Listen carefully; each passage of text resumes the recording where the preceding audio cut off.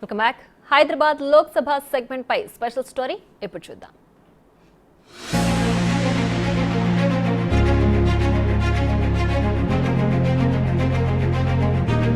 మరికొన్ని గంటల్లో దేశవ్యాప్తంగా పార్లమెంట్ అసెంబ్లీ ఎన్నికలకు సిద్ధం కాబోతున్నాం. ఇలాంటి పరిస్థితుల మధ్య దేశవ్యాప్తంగా అత్యంత కీలకంగా కనిపించే హైదరాబాద్ నగరం పార్లమెంట్లో ఏం జరగబోతుంది?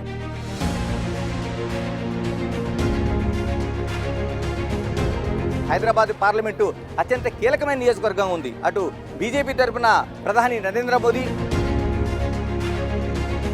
మరోవైపు అమిత్ షా, కాంగ్రెస్ అధినేత రాహుల్ గాంధీ, మరోవైపు ఇక్కడ కంచుకోటగా భావించే ఎంఐఎం అధినేత అసదుద్దీన్ ఓవైసీ, ఇలాగా అత్యంత కీలకంగా ఈ నియోజకవర్గాన్ని భావిస్తున్నారు.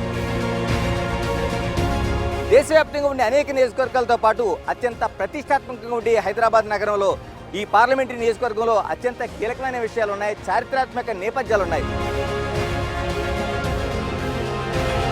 ఎలాంటి పరిస్థితులు ఉన్నాయి ఒక్కసారి చూడవచ్చు. నేను హైదరాబాద్లో చార్మినార్ సాక్షిగా ఉన్నాను.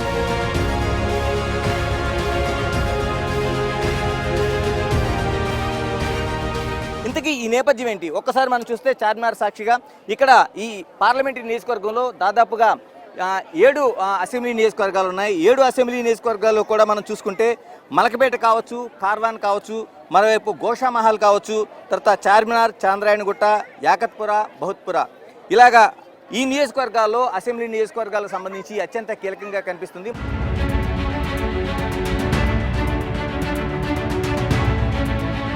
చార్మినార్ దీంట్లో ఉన్న ఓల్డ్ సిటీగా పేర్కొనే ఈ చార్మినార్ సెంటర్లో ఉండే ఈ సెంటర్ను ఒక్కసారి చూస్తున్నాం. అంటే ఇక్కడ ఉండే దాదాపు 20 లక్షల మంది ఓటర్లు ఓటు హక్కును వినియోగించుకోబోతున్నారు. ఈ నియోజకవర్గం నుంచి పార్లమెంట్లో అంటే 2024 ఎన్నికలను అత్యంత కీలకంగా తీసుకుంటున్నాయి పార్టీలు. అటు బీజేపీ కావచ్చు, ఇక్కడ కంచుకోటగా ఉంటూ దాదాపు 1984 నుంచి ఇక్కడ కంచుకోటగా ఏర్పరచుకున్న ఎంఐఎం కావచ్చు, మరోవైపు కాంగ్రెస్ పార్టీ కావచ్చు, ఈ నియోజకవర్గాలను అత్యంత కీలకంగా భావిస్తున్నాయి.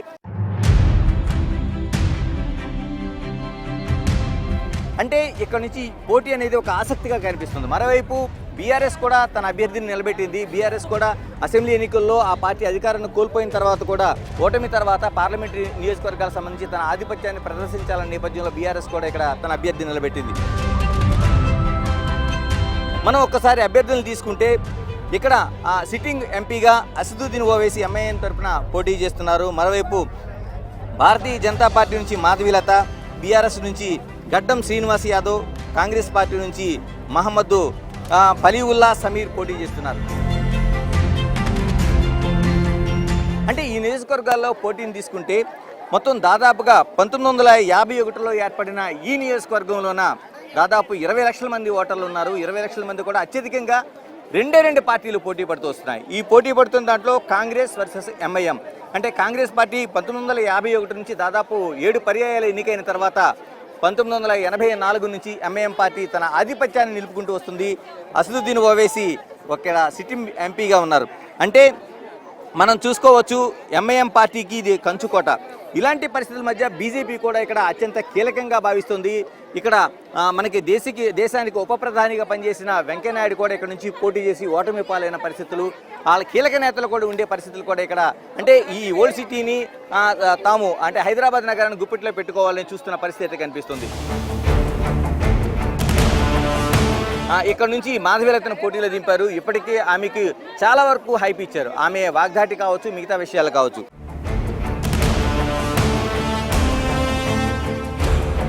ఈ అత్యంత సమస్యాత్మక ప్రాంతాల్లో ఈ ప్రాంతం కూడా ఒకటి.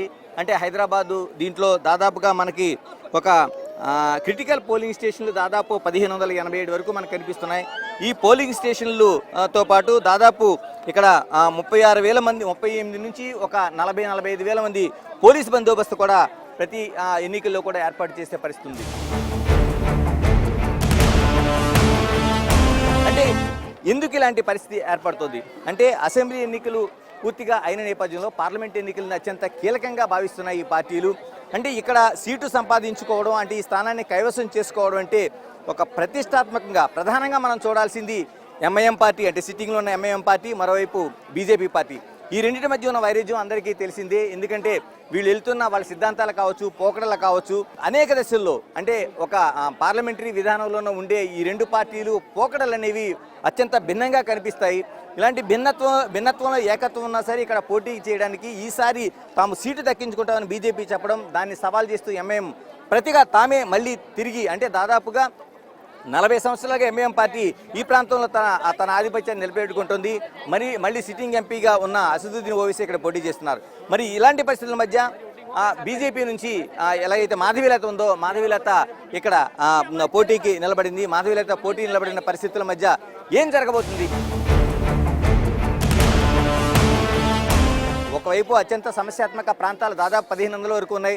మరో పోలీసులు దాదాపు ఈ అసెంబ్లీ నియోజకవర్గాల్లో 7 కూడా కాన్సన్ట్రేషన్ చేయడంతో పాటు ఓల్డ్ సిటీలో అంటే ఏదైతే చార్మినార్లో కూడా అత్యంత కీలకంగా భావిస్తారు. దాదాపు ఇక్కడ ఉండేది అంటే మనకు కనిపిస్తుంది దాదాపు 40 నుంచి 45 వేల మంది పోలీసులు కేవలం హైదరాబాదు పార్లమెంటరీ నియోజకవర్గం పైన కేంద్రీకరించారంటే 1500 పైగా ఉండే సమస్యాత్మక ప్రాంతాలు, పోలింగ్ స్టేషన్లని ఏ విధంగా వీళ్ళు చూడాల్సి వస్తుందో చూస్తున్నాం.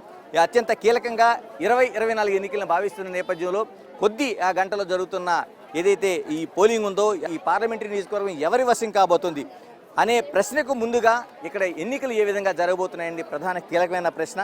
ఈ ప్రశ్నకు సమాధానం కొద్ది గంటలు తేలబోతుంది. ఏదేమైనా అత్యంత కీలకమైన పార్లమెంటరీ నియోజకవర్గంగా హైదరాబాద్ నిలబడుతోంది.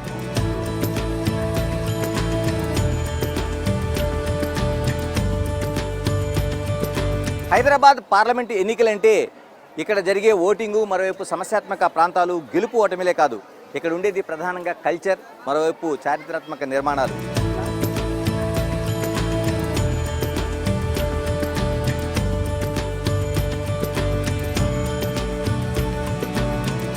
చార్మినార్ నుంచి గోల్కొండ వరకు మరోవైపు ఇక్కడ ఉండే కల్చర్ని తీసుకుంటే మనం చూస్తున్నాం.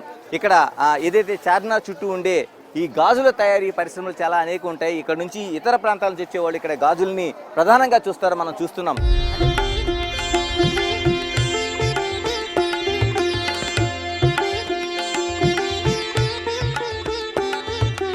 అంటే మరోవైపు ఇక్కడ చూస్తే ఫుడ్ కల్చర్కి సంబంధించి మనకి చాయ్ బిస్కెట్ అనేది ప్రధానంగా కనిపిస్తుంటుంది.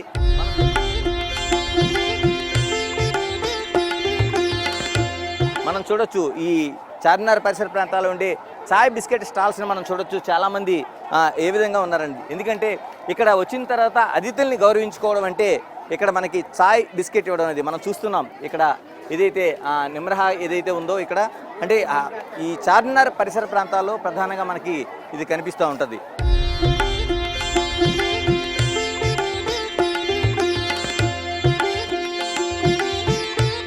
మరోవైపు ఇక్కడ నుంచి మనం తీసుకుంటే ఒక్కసారి కల్చర్ని తీసుకుంటే ఇక్కడ నుంచే ముత్యాలు అంటే ముత్యాల వ్యాపారం కూడా ఇక్కడ జరిగిన పరిస్థితి ఉంది. ఒక్కసారి చార్మినార్ పరిసర ప్రాంతాలని తీసుకుంటే అంటే ఇసుక వేస్తే రాలని కల్చర్ మనకంటే జనం ఎంత అయితే ఉన్నారో ఇక్కడ చూసుకుంటే కనిపిస్తుంది. మనం ఒకసారి చూడొచ్చు. ఒక్కసారి ఈ ముత్యాలకి అంటే హైదరాబాద్ నగరం అంటేనే ఇక్కడ మనకి గోల్కొండలో ఉన్న వజ్రాలు ముత్యాల వ్యాపారాలు జరిగేవి. ఈ ముత్యాలు అనేవి ఇక్కడ ప్రధానంగా అమ్మకం సాగుతుంటుంది. వచ్చిన వాళ్ళు అత్యంత విశ్వాసంతో ఇక్కడ వ్యాపారాలను చూస్తుంటారు.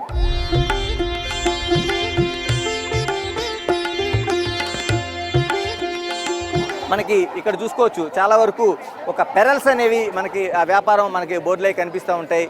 అంటే టోటల్గా అంటే ఏదైతే ఉందో ఒకవైపు ఫుడ్ కల్చర్ కావచ్చు, లేకపోతే చారిత్రాత్మక కట్టడాలకు సంబంధించిన విషయాలు కావచ్చు, మరోవైపు ఇతర అంశాలు కూడా. ఏదేమైనా హైదరాబాద్ నగరం ఒక కల్చర్ అనేది మనకి కనిపిస్తూ ఉంటుంది. ఈ కల్చర్లోన మిళితమయ్యే ఇక్కడ ఎన్నికలు ప్రయాణం చేస్తాయి. ఇక్కడ చాలా వరకు ఓటింగ్ అనేది సమస్యాత్మకం, ఎంతో ఇక్కడ ఎన్నికల్లో ఆసక్తికరం. మరోవైపు ఇక్కడ ప్రాంతాలు కావచ్చు, ఇక్కడ కల్చర్ కావచ్చు అత్యంత కీలకం. మరోవైపు దీన్ని ఏం జరుగుతుందనే ఆసక్తి కేవలం హైదరాబాద్ నగరం, తెలంగాణ రాష్ట్రం, మరోవైపు ఆంధ్రప్రదేశే కాదు, దేశవ్యాప్తంగా ఇక్కడ ఏం జరగబోతుందనేది ఒక ఆసక్తికరమైన పరిణామంగా ఇక్కడంతా చూస్తూ ఉంటారు. Signing off, this is Ganesh.